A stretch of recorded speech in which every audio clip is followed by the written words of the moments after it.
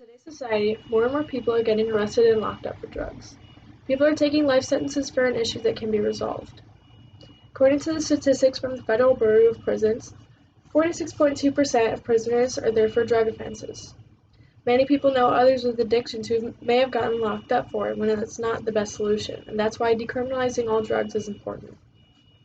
Whether it's good for human rights or not, decriminalizing drugs can start for a healthier community and recovering addicts. To illustrate this, I'm going to talk about how decriminalizing drugs can lower addiction rates, reduce violence, lower prison rates, and more. To begin, the meaning of decriminalizing all drugs does not mean to legalize them and make them okay to use. What it really means is the elimination of criminal penalties for drug use and possession, as well as the elimination of criminal penalties for the possession and equipment used for the purpose of introducing drugs into the human body, such as syringes. Coming from the article of the Drug Policy Alliance, Last Access, July 2017. Some of you may ask, why is it such a problem to criminalize drugs? Because this is more of a mental health problem than a crime. There are more than 1.5 million arrests from drug possession each year, and 80% of the people who are behind bars for this are just from possession of a drug, not distributing. These people lose access to many things, which include loss of financial aid, the rights to vote, denial of public assistance, which are basic human rights because just of a drug problem, according to the same article from the Drug Policy Alliance. Lowering the addiction rates is a big part of decriminalizing. It seems that this can cause access to more drugs and cause people to start using more, but that is not the case. From the article Decriminalizing Drugs to Decrease Addiction Rates by Springboard, Last Access, August 2020, drug users tend to go from prescription drugs to illegal drugs such as opioids.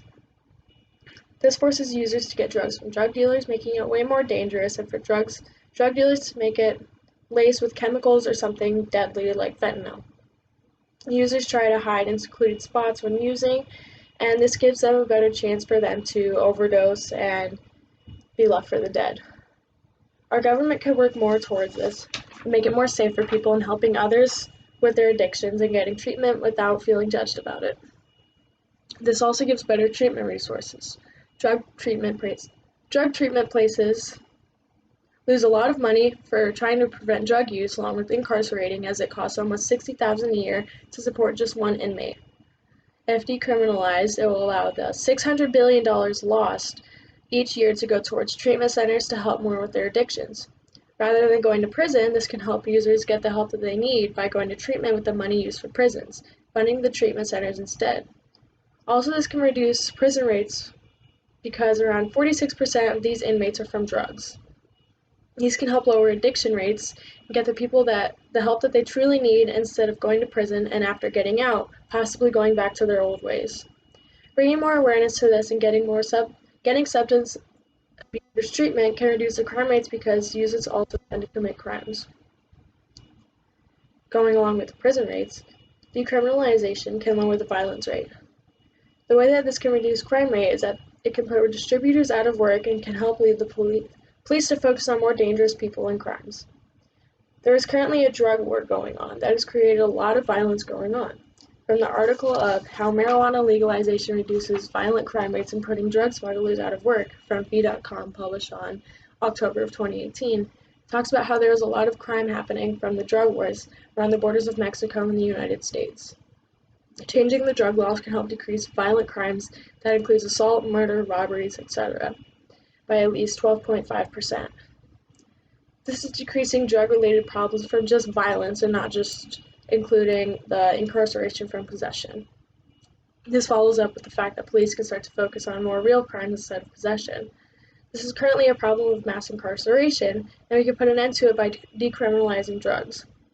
According to the statistics on mass incarceration, The Whole Pie 2020 by Wendy Sawyer Wagner, it showed that at least 450,000 people were incarcerated for nonviolent drug offenses on a given day. If things were to go accordingly as planned, someone would just be charged with a traffic ticket for drug possession and they could go on with their day, including with trying to get the help that they need. If we're able to eliminate the drug bust, then people will be able to focus on more violent crimes like murder. There are murderers and burglars around the United States who do not get caught, and that is a huge problem today.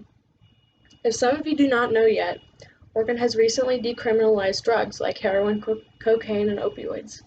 Instead of sending people to trial or prison, they get something like a traffic ticket and they must attend a recovery program.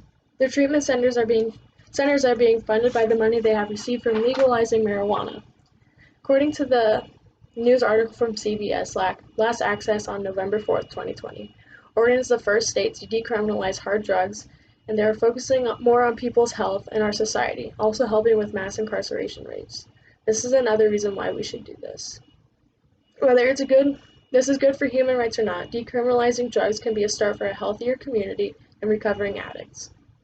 After talking about decriminalizing drugs and lowering addiction rates, decriminalizing drugs can lower addiction rates, reduce violence, lower prison rates, and I hope that I have persuaded you onto my side and think that we should do this. I think this is a great idea for our society. I just recently lost a close high school friend who died from a laced opioid overdose and never got the help that he truly needed. If we are able to change the laws about drugs, then a lot of people can be saved and violence will go down.